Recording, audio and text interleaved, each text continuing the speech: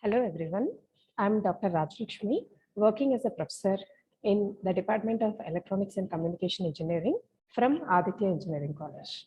Today I'm going to give a small lecture on elements of PCM from digital communication subject.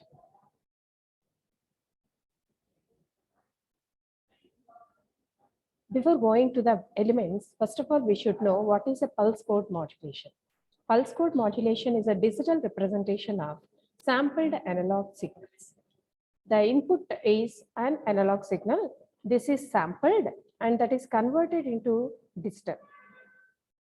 Any analog signal that if we want to store it as a digital component, we can make use of this kind of pulse code modulation. The applications, these are the few applications that we have mentioned here. One is digital audio recorder, where we are storing the sound signal as digital in compact disc CD. Here we are converting the analog signal and storing it as a digital component. And in digital telephony, where audio signal is stored as digital. These are the basic elements of pulse code modulation. Here we can see the input is analog message signal and we are converting into a code format consisting of zeros and ones. In order to convert an analog signal to pulse code modulation, it has to undergo 4 steps. First, it has to undergo through low pass filter, where the higher frequencies will be eliminated and only the low frequency will be allowed. Next, that is fed to the sampler. In sampler, we'll convert the continuous signal, continuous time as well as continuous in amplitude. That signal is nothing but our analog signal. That input signal is converted into continuous amplitude and discrete time signal. The time axis is divided into various intervals. Those are called as sampled intervals. That sampling time is always greater than or equal to twice that of the message signal frequency. If Fs is less than or equal to Fm, then aliasing problem will arise. In aliasing problem, the overlapping of higher frequencies with lower frequency will occur. So to overcome this, we have to consider the sample frequency as greater than or equal to twice that of the message signal frequency. And that continuous amplitude sample is applied to the quantizer section to convert into discrete amplitude sample. That is applied to the encoder, where that discrete amplitude sample, which is the output of quantizer, is converted into a code format that is in the form of zeros or ones, zeros and ones. Now that PCM signal is fed to the transmitter antenna, is fed to the transmitting antenna, and that is applied to the channel. In channel, we all know that there are 2 types of channels. One is point-to-point channel, or another is like single-ended and multiple receiver sections. Whatever may be, once the signal is fed into the atmosphere, it will be affected with noise. To overcome that, in a digital system, a multiple repeaters are included. These repeaters will regenerate the original PCM signal. So repeater will takes the distorted PCM signal and regenerate the PCM signal, actually distortion-less PCM signal. That is collected by the receiving antenna, followed by 2 steps, decoder and reconstruction filter. These 2 are used, decoder and reconstruction filter are used to recover our message signal from PCM signal. As already mentioned, this is the first section. In low pass filter, to overcome the aliasing effect, always Fs should be greater than or equal to 2 Fm. And in sampling, I told you, it converts the analog signal into continuous amplitude discrete time signal. The time axis is divided into various samples, and each sampling interval Fs must be always greater than or equal to 2 Fm. Otherwise, aliasing problem will arise. Okay, various types of sampling are available. One is ideal sampling, second one is instantaneous sampling, and third one is flat top sampling. In ideal sampling, okay, here you can see there are various types of sampling techniques are available. One is ideal sampling. In ideal sampling, we'll directly take the message signal and we'll multiply with the series of impulse train. An ideal sample signal can be generated by multiplying message signal with series of impulses. And practically, it is very difficult to generate a series of impulse train.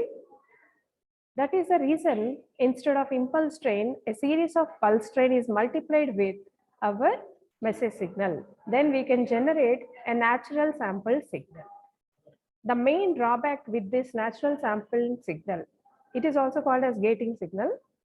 And the main drawback is that practically, if we use this kind of sampling technique, because its amplitude continuously varies with respect to the message signal, any noise, if it is added at the magnitude of message signal, that will affect the, we can like the noise immunity is very less.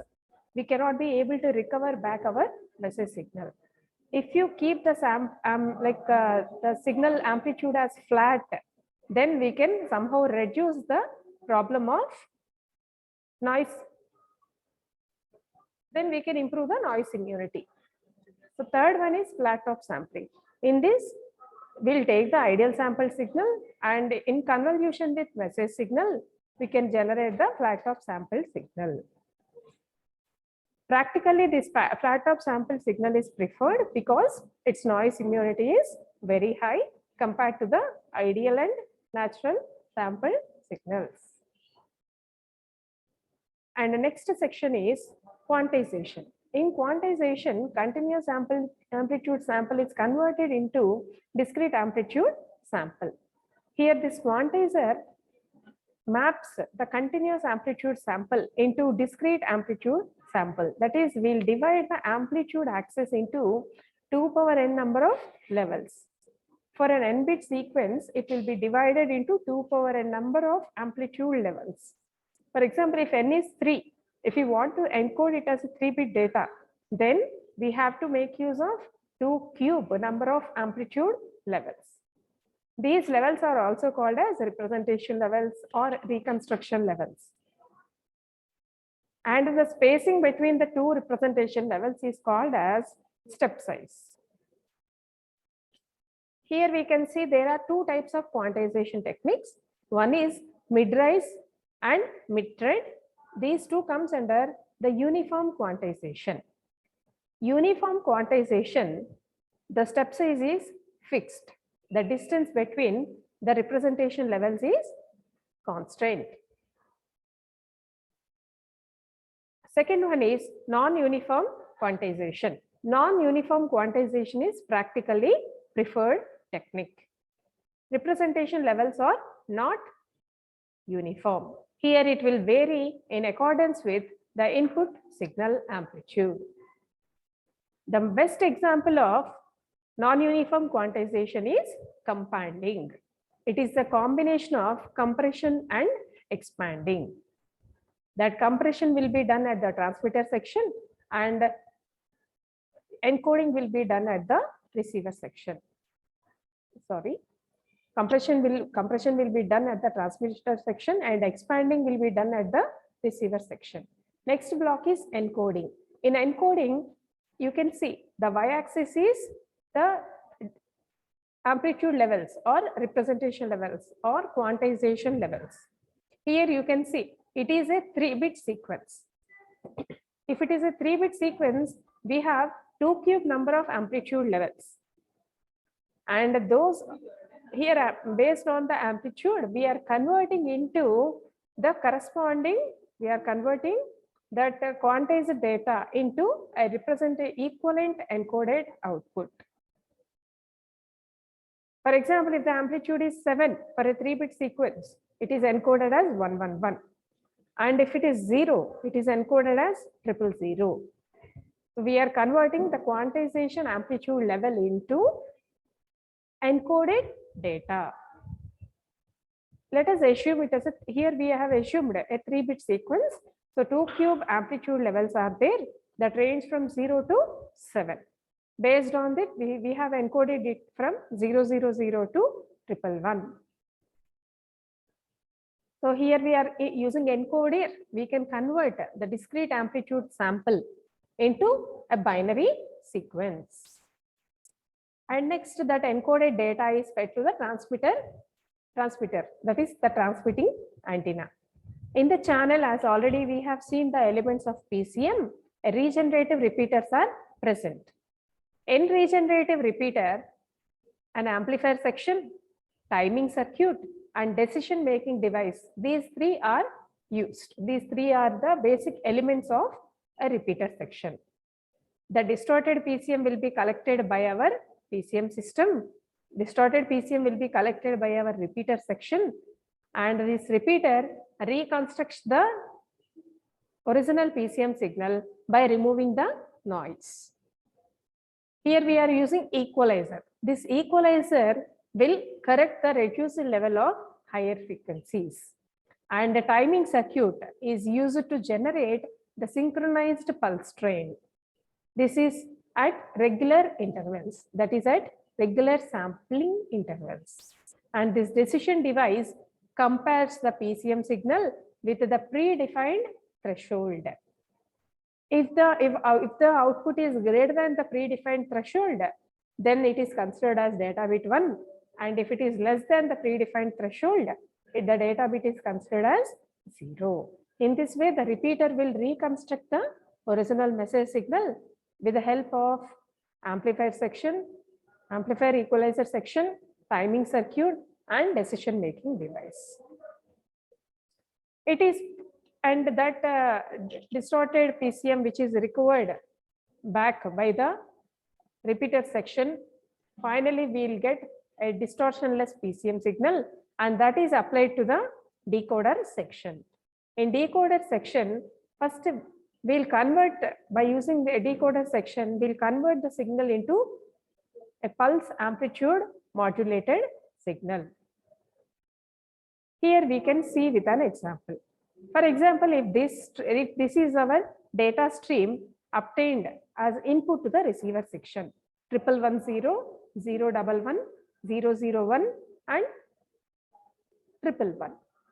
First, we'll identify the data stream and identify each frame. Each frame consists of 3 bits because we have considered 3-bit data. That's the reason we'll split the entire sequence into 3 bits per sample. And accordingly, we'll generate the voltage that is proportional to the binary number. Here, from LSP, if you see, it is 111. So it is 7 volts. And 001, that is 1 volt. And 011, so we'll get 3 volts. And 11110, that is 6 volts. So we can generate a voltage that is proportional to the binary number. It holds the output voltage till the next frame has been decoded. Using this, we can convert the PCM signal into PAM signal. Now this PAM signal is applied to the low pass filter to reconstruct our original message signal. With this lecture, I think every one of you are aware with the elements of PCM system, which is very much useful for our digital communication system. Thank you for giving me the opportunity. Thank you, everyone.